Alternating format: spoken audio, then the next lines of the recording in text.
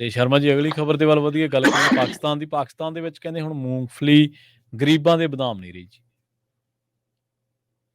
ਪ੍ਰਵੀਨ ਜੀ, ਪਾਕਿਸਤਾਨ ਦੇ ਵਿੱਚ ਆਟੇ ਨੂੰ ਲੈ ਕੇ, ਖਾਣ ਪੀਣ ਨੂੰ ਲੈ ਕੇ ਕਿੰਨੀ ਵਾਰ ਚਰਚਾਵਾਂ ਹੋਈਆਂ। ਹਾਂਜੀ।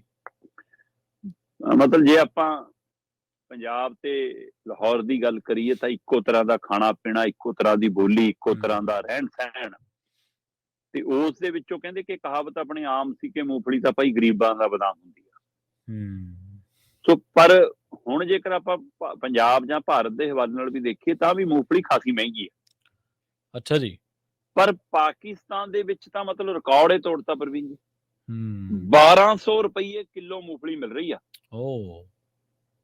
900 ਰੁਪਏ ਕਿਲੋ ਰਿਓੜੀਆਂ ਮਿਲਦੀਆਂ ਉੱਥੇ। 900 ਤੋਂ ਵੱਧ ਰੁਪਏ ਕਿਲੋ ਛੋਲੇ ਮਿਲਦੇ ਆ ਭੁੰਨੇ ਹੋਏ। ਠੀਕ ਹੈ। ਜੇ ਤੁਸੀਂ ਥੋੜਾ ਜਿਹਾ ਸੋਚੋ ਕਿ ਚੱਲ ਆ ਚਲਗੋਜੇ ਵਗੈਰਾ ਖਾ ਲਈਏ, 12,000 ਰੁਪਏ ਕਿਲੋ ਤੱਕ ਨੇ।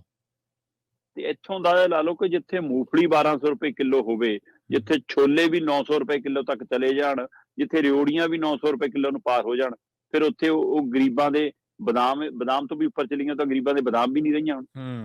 ਬਿਲਕੁਲ ਸਹੀ ਹੈ। ਆ ਲੋ, ਕਹਿੰਦੇ ਜੀ ਪਾਕਿਸਤਾਨ ਅਤੇ ਭਾਰਤ ਦੇ ਵਿੱਚ ਇਹ ਆਮ ਕਹਾਵਤ ਆ। ਤੇ ਕਹਿੰਦੇ ਕਿ ਉੱਥੋਂ ਦੇ ਨਾਗਰਿਕਾਂ ਦੇ ਹਵਾਲੇ ਨਾਲ ਇਹ ਜਾਣਕਾਰੀ ਸਾਹਮਣੇ ਆਈ ਹੈ ਕਿ ਪਾਕਿਸਤਾਨ ਦੇ ਵਿੱਚ ਅੱਜ ਦੀ ਤਰੀਕ 'ਚ ਜਿਹੜੀ ਖੁੱਲੀ ਮੰਡੀ ਹੁੰਦੀ ਹੈ, ਜਿੱਥੇ ਬੋਲੀ ਲਾ ਕੇ ਜਿੱਥੇ ਮਾਲ ਵਿਕਦਾ, ਉਸ ਇਸ ਸਾਲ ਖੁੱਲੀ ਮੰਡੀ 'ਚ ਮੂੰਗਫਲੀ 1000 ਰੁਪਏ ਤੋਂ ਲੈ ਕੇ 1200 ਰੁਪਏ ਕਿਲੋ ਤੱਕ ਵਿਕ ਰਹੀ ਆ।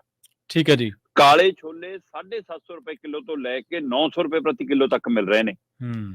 ਸਧਾਰਨ ਸਖਤ ਅਖਰੋਟ ਜਿਹੜੇ ਆਪਾਂ ਇੱਟਾਂ ਰੋੜੇ ਥੋੜੀਆਂ ਨਾਲ ਤੋੜਦੇ ਆ, ਉਹ ਅਖਰੋਟ ਵੀ ਕਹਿੰਦੇ 1000 ਰੁਪਏ ਪ੍ਰਤੀ ਕਿਲੋ ਤੱਕ ਵਿਕਦੇ ਨੇ।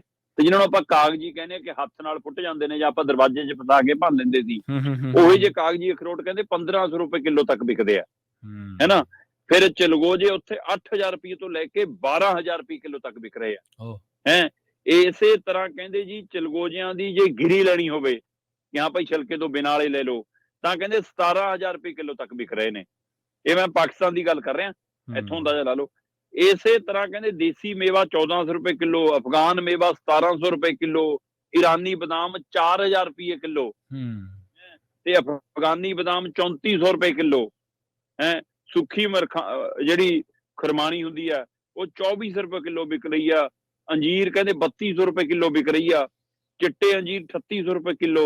ਸਾਦੇ ਕਾਜੂ ਵੀ 3000 3200 ਰੁਪਏ ਕਿਲੋ ਵਿਕ ਰਹੇ ਨੇ। ਭੁੰਨੇ ਹੋਏ ਕਾਜੂ 3600 ਤੋਂ ਲੈ ਕੇ 4000 ਰੁਪਏ ਕਿਲੋ ਤੱਕ ਵਿਕ ਰਹੇ ਨੇ।